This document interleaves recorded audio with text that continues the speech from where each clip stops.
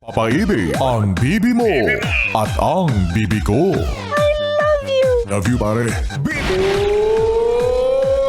Bibo!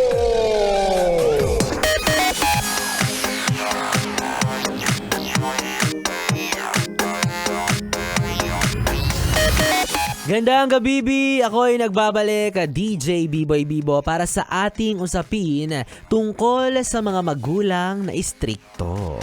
Alam mo, wala kang kawala kapag gumawa ka ng kalokohan kasi malalaman at malalaman nila yan. Sabi nga nila, 'di ba, papunta ka pa lang, pabalik na ako, o 'di ba? Aminado rin sila, dumaan din sila sa kalokohan. Bakit ba kasi hindi nyo rin kami payagan para alam namin, para naman masabi rin namin sa mga anak namin yung line na yan? Diba? Pero ikaw, paano mo ba masasabi kung ang magulang mo ay istrikto sa'yo? Oh, 'di ba? Sila ba yung tipo na kapag na-late ka ng uwi, kahit isang minuto, ilang segundo, nangangatog na yung tuhod mo kasi alam mong pag-uwi mo, may naghihintay sa yung pagkakastigo. Lagot.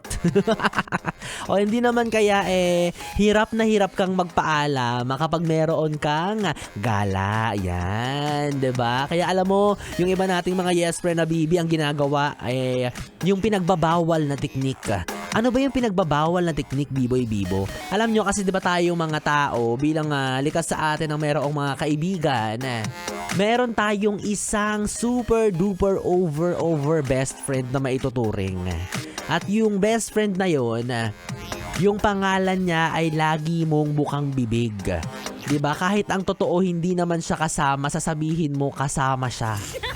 Kasi yung best friend mo na yun, doon lang may tiwala yung magulang mo, oh, 'di ba? Aminin mo. Tapos kukonsabahin mo pa siya, sasabihin mo, "Hoy, kunyari, kasama kita, huwag mo sabihin ka na mama na wala ka dito." Mga gawain ni B-Boy Bibo, no? Kaya paumanhin po sa mga kaibigan ko. Oo. Nananawagan po ako sa inyo, mga kaibigan ni B-Boy Bibo. Lagi kong ginagamit yung pangalan ninyo, kaya ang ending, hindi sa akin galit yung magulang ko, kung hindi sa inyo. Kasi iniisip nila lagi nyo kung niyayaya gumala. Pero ang totoo, nakikipag-date lang naman talaga ako. Hoy, joke lang naman, ikaw naman. Tapos yung iba pa dyan, di ba? Hindi na magpapaalam. Naku, yan talaga mas masama yan, mas bawal yan. Oo. Tumatakas kasi ang dahilan niya, kahit naman daw magpaalam siya, hindi rin naman daw siya papayagan. 'Di ba? Naku, mali yan wag ganun kailangan magsasabi ka pa rin. Tapos yung iba naman, magpapaalam nga pero hindi naman specific.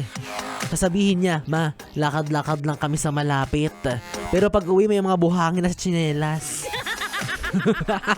'Di ba? Tsaka lang magsasabi ng totoo kapag umuwi na siyang may tan line. Yung pala yung lakad-lakad na sinasabi niya, napunta na sa dalampasigan. Nag-outing na. Naku, wag ganun Oo, syempre nag-aalala rin yung mga magulang nyo. Oo. 'Di ba? Ayaw naman nila yung magugulat na lang sila, nasa ibang lupalop ka na. Taga Cavite ka pero nakarating kang Sorsogon. Layo. 'Di ba? Kaya magpaalam ka, mas mainam na 'yon. Magsabi ka ng totoo kasi para rin 'yan sa kapakanan mo. O malay mo, bigyan ka pa ng allowance. 'Di ba? Bigyan ka pa ng pocket money pambili ng souvenir. Kaya magpapaalam ka. Oo, 'di ba? O tingnan mo ikaw ngayong malaki ka na. At least proud ka na lumaki kang matino at responsable dahil na rin 'yan syempre sa guidance ng magulang mo, 'di ba? Kaya ako sinasabi ko, pag ako nagkaanak, magiging stricto rin ako sa kanya. Never ko siyang papayagan maglaro ng bahay-bahayan kasi alam ko kung ano nangyayari dyan.